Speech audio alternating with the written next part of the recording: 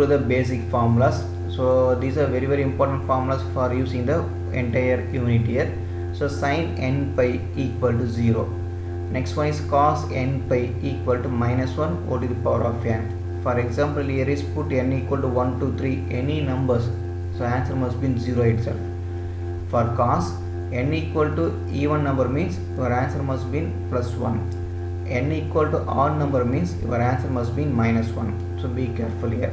So sin n pi is always 0, cos n pi is minus 1 over to the power of n. These two formulas are very important one. Remaining is not necessary, but if you are using in the problem is I can tell later here. So next trigonometry formula. So what is sin A sin B? So 1 by 2 times of cos A minus B minus cos A plus B. So these two comes here. That is the original formulas, or we can write 2 sin A sin B is also right.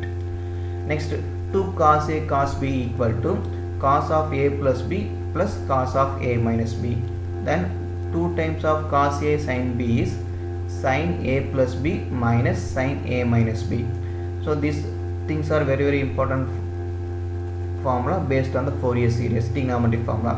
And next one is this 11th formula is very important one, Bernoulli's formula.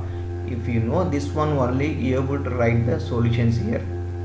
So integral uv dv. So here is we have did the mistake here. Integration of uv dx, not dv. So integration of uv dx equal to uv1 minus u dash v2 plus u double dash v3 minus u triple dash v4 and so on. That is alternative sign, positive negative positive negative. Start with u dash u double dash, start with v1 v2 v3 etc. So where u dash u double dash u triple dash are the differentiations with respect to x, v1 v2 v3 are integrations with respect to x. So these two things are important one. v1 v2 means integrations, u dash u double dash are differentiations. So I will tell in the problem here. Okay. So first I can give an example based on the Bernoulli's formula. So evaluate integral x square e power x dx. So here is how we can use the Bernoulli's formula. So integration of x square means we know the formula for that. Integration of x square is x cube by 3. But here is one exponential form, one function is given. So one trigonometry form or one variable form. In the mari kuduthirundanga, we can use in the Bernoulli's formula. So for in this Bernoulli's formula, we can use always u equal to the variable x square x cube adu mari ikkira terms alla u use pananum. V is always trigonometry form or exponential form. This rendu use panikalam. So ipo enna kuduthirukanga, given integral x square e power x dx. So using Bernoulli's formula, integral uv dx equal to uv1 minus u dash v2 plus u double dash v3 minus etc. We can take this one is equation number 1. So already I told u dash u double dash triple dash are the differentiations, v1 v2 v3 are integrations. So now we can take u equal to, I can take x square, v equal to e power x. So first derivative u dash, differentiation of x square is 2x. Second derivative, differentiation of 2x is 2. Third derivative is 0. So v equal to e power x. What is v1? Integration of e power x is e power x. What is v2? Integration of e power x again e power x. Suppose v3 means integration of e power x again e power x. So substitute this value in equation number 1. Therefore integral uv dx equal to uv1 minus u dash v2 plus etc. So replace the value here. U is in terms of x square, v1 is in terms of e power x, then u dash v2, then u double dash v3. Then last term must be in 0, we can leave it. So next you can simplify this one. We get e power x into x square minus 2x plus 2. So this is a simple basic example for Bernoulli's formula. If we are familiar with this one means we will do more problem here without doing any mistakes here. So these are basic things we have to write and learn again and again. So finally the applications based on the Fourier series. Here I will play one video based on the Fourier series applications. So just so you can watch here. There are these things called Fourier series. In a manner of speaking, they're a way of taking a complicated whole and viewing it as a sum of its simpler parts instead. Fourier series facilitate models of natural phenomena. Ancient Greek astronomers theorized that the Earth lay at the center of the universe, with the moon, sun, and heaven. There are these things called Fourier series. In a manner of speaking, they're a way of taking a complicated whole and viewing it as a sum of its simpler parts instead. Fourier series facilitate models of natural phenomena. Ancient Greek astronomers theorized that the Earth lay at the center of the universe, with the moon, sun, and heavens rotating around it in perfect circles. However, when they looked into the night sky and observed how the moon and planets were really moving, they realized that the motion was inconsistent with their theory. Taking the moon, for example, if the moon was moving in a circle, like in the Greeks' theory, it should always be the same distance away. So why did it appear darker on some nights and brighter on others? It was also bigger on some nights and smaller on others. The Greeks had to change their hypothesis then. What if for each heavenly body there was a smaller circle rotating around a bigger circle, and the body was rotating on that smaller circle? But again, what they saw in the night sky just didn't match up. So the astronomers started adding circles on circles on circles, until they had a model of celestial motion that matched what they saw in their observations.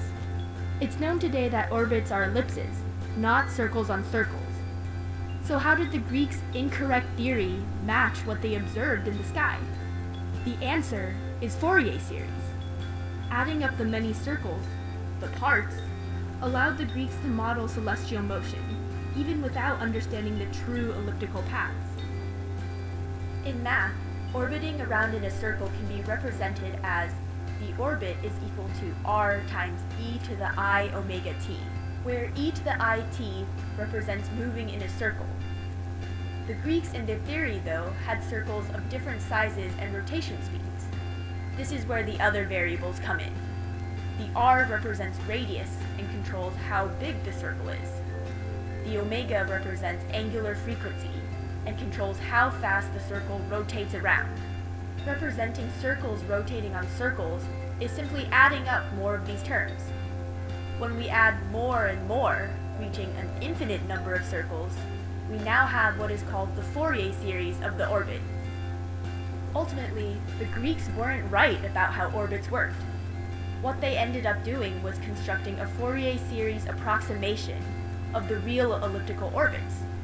Sure, Fourier analysis can create an ellipse approximation, but it can create really any shape too. The right arrangement of circles can make an orbit in the shape of Homer Simpson's face. Something important to note is that an orbit can be thought of as anything periodic. That is, something that repeats itself over time.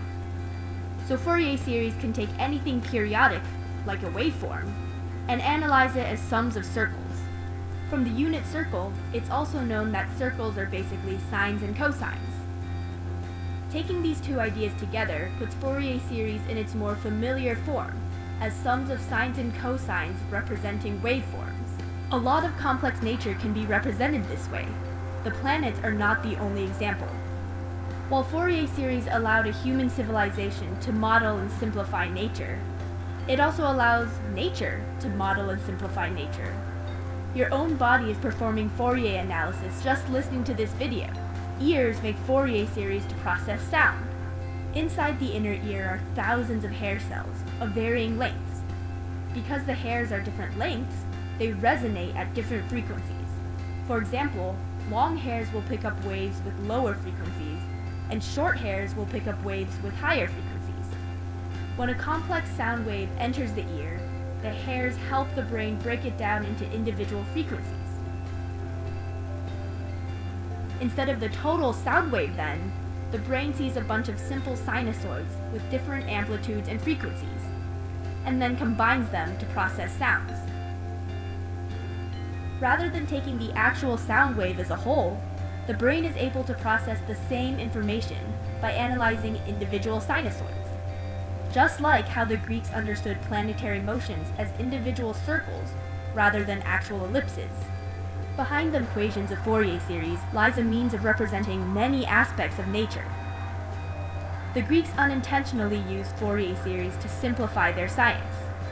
They didn't understand the true nature of orbits, but were still able to use sums of circles as a matching model. At the same time, the human body creates Fourier series naturally and subconsciously. Rather than processing the true sound wave as a whole, the brain is able to process sound using individual sinusoids. Fourier series are everywhere, and ultimately they're a tremendously powerful tool used for breaking down complicated phenomena into more understandable approximations and models.